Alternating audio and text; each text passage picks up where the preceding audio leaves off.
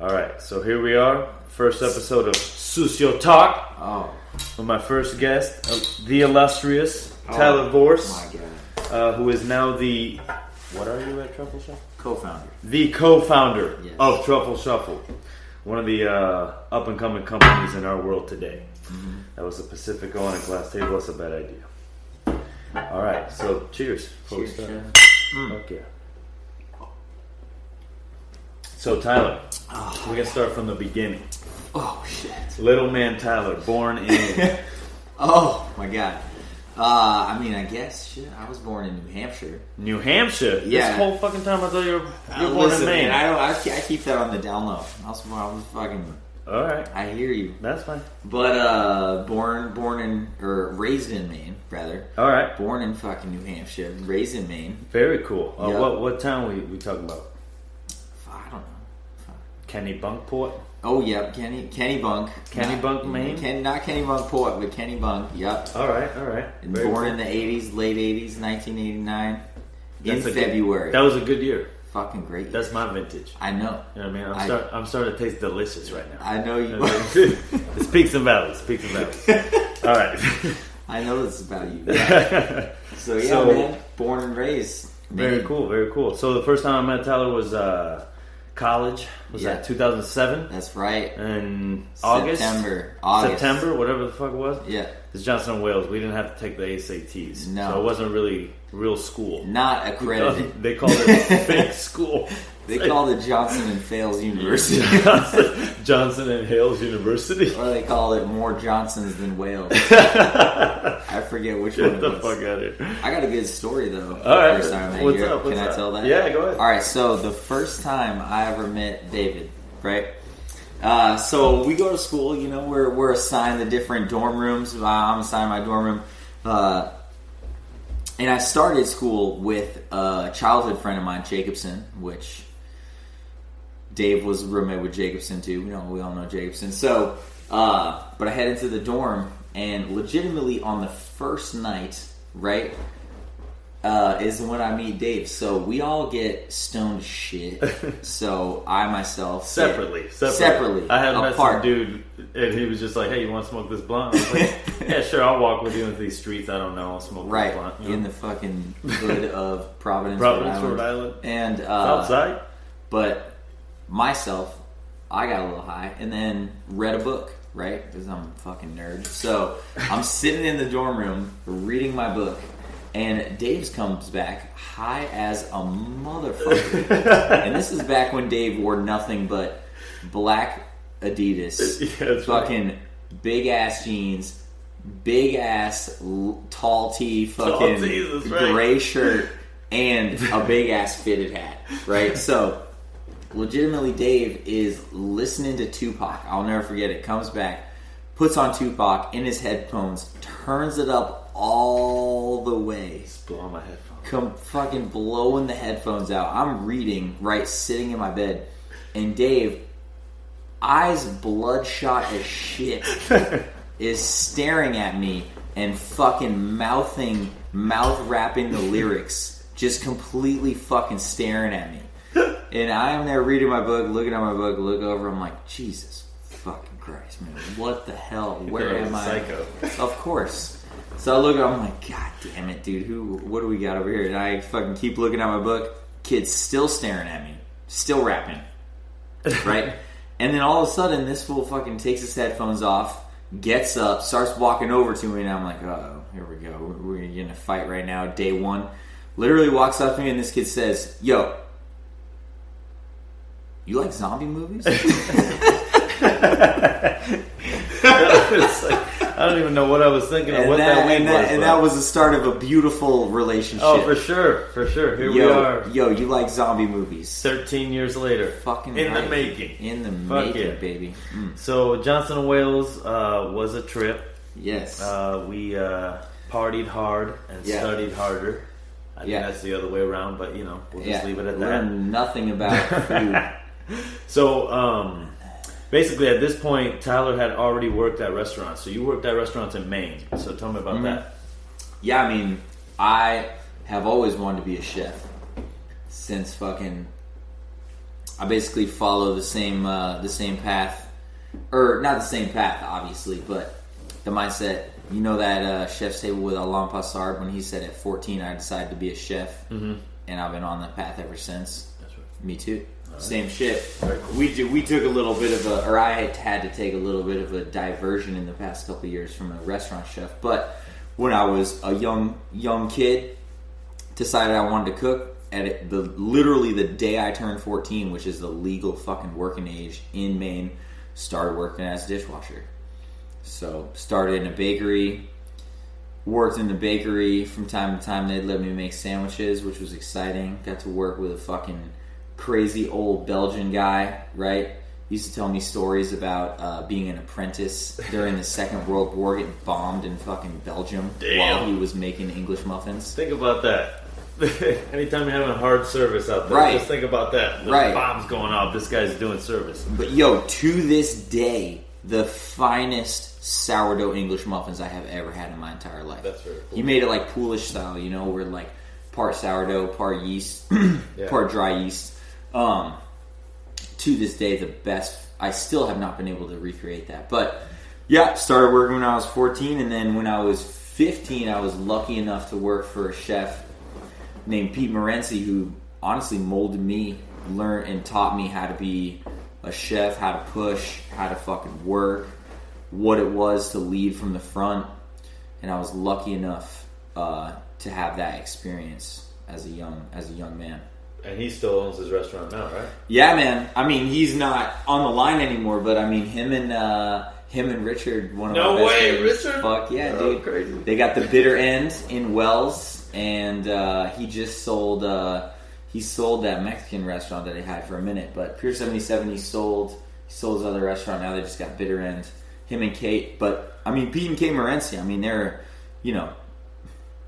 unbelievably influential restaurant duo in Southern Maine, and I mean they're the type of people that they first opened their restaurant in 2002, and today the majority of the people that work for them have worked for them for over 10 years. Whoa. Yeah. But I'll never forget the way I got that job, right?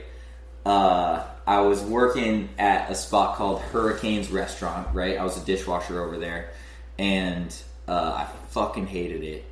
And I literally, that was the first job I ever just no-showed into, because I was washing dishes, and I was like, fuck it. First and last job, I hope. First and last, yeah. Yeah. Everybody's got to do that at some point. I was like, fuck it, I'd rather smoke weed and go to the skate park. But no joke, so I lost that job, but that job sucked anyways. And then, legitimately, I just fucking went through the phone book and started calling restaurants, right? Calling every restaurant, asking if they had... Because at that point, I'd washed dishes and I knew how to use a knife, so I thought I wanted to be a job. I was like, oh shit, I can get a job as a prep cook. So, I'll never forget it. To this day, going through the fucking phone book, found it. It was still listed under Seascape's restaurant in the phone book because Pete hadn't fucking changed it yet. I'll never, to this day, I know the number like the back of my hand, 967-8500. Called that phone number when I was 15. Pete called me back, said, hey, you want to come in for an interview? Rolled in there. My hair was looking crazy as shit. And this dude fucking, he looked at me and he said, hey, I don't have a prep cook position, but will you work your ass off and wash dishes for me? And I promise you I will teach you how to cook. Yeah. And that was it. And I said, fuck yeah, man. And, that's the kind of chef proprietor that, is nowadays, I don't want to say a rarity, but, that was the guy that he would clean the staff bathroom. That was his job. You know what I mean? Cool. Before he ever asked any other person to do it, he did it. Like a true... nailed his colors to the mast and led from the front. Damn. Chef. That's fucking awesome. So you're still in contact with him? You know? Oh, I love that guy. To this day, that is my mentor. Yeah. You know what I mean? Like, I've worked for other people. I have had other people that have taught me a lot. But, I think... whatever, my personal opinion is the term mentorship is thrown around a little too easily these days. Yeah. But that man truly was invested in and invested in my success. Very cool. Yeah. Very cool. That's awesome. So, where did you get the inspiration to go to Johnson & Wales? Where did that come into play? I mean, or were you just legitimately, like, I just got to go to I culinary was school. just I don't know fucking where. cooking, yeah. Because you were a smart guy, man. You're an honor student. You know what I mean? I'm sitting over here with an average of 68. Like, I don't know. You know, but this cooking thing better work out. Right. I got to sell some ass. Well, my mom, my family, my mom, unbelievably intelligent woman. And her only rule, she had very few rules, but her only rule was we had to go to college because she never had, her whole thing was she never had that opportunity, and she always felt that was the thing that held her back. Yeah.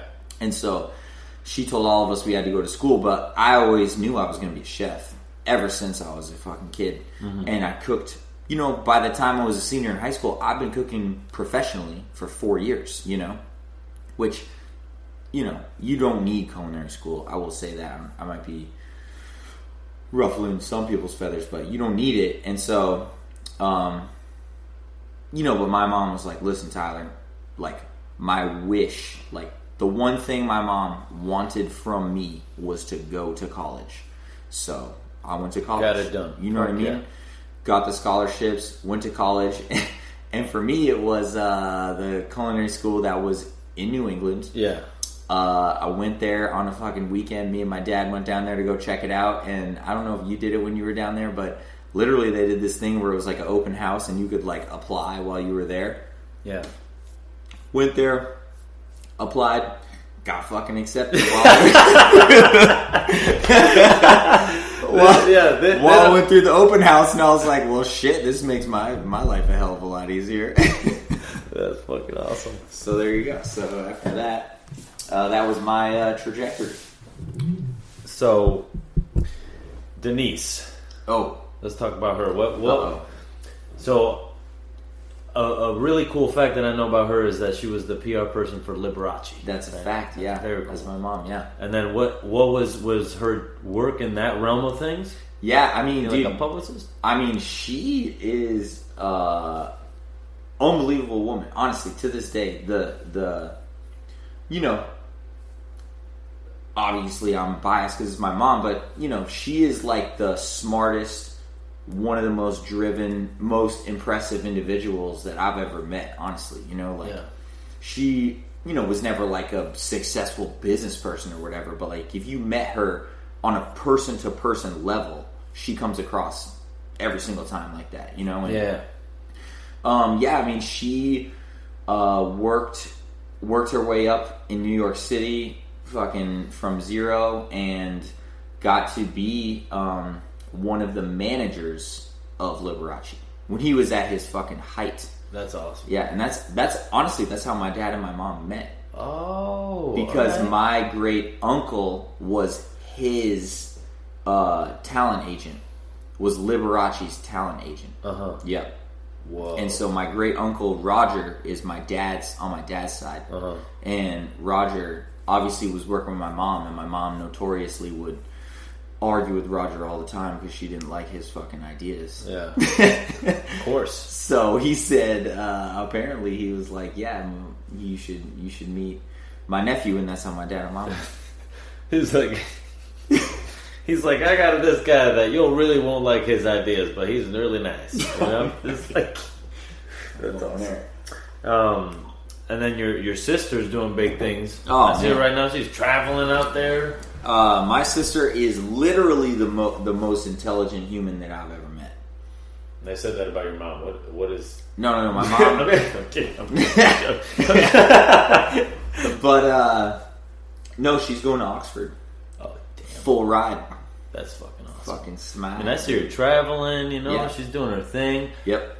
Not to brag or anything, but I fed her best meal she ever had in her life. You know what I mean? Oh yeah, that's true. Yeah. She did say that. Dry tortillas. That's a fact. And seared fish, baby. That's it. And chef, don't forget seared meat as well. That's right. It was a little steak, surf and turf. It was a pile of steak, a pile of halibut, and fucking dry tortillas. She was delicious though. Literally to this day, still talks about that. She was like, "That was the greatest shit I've ever had in my entire life."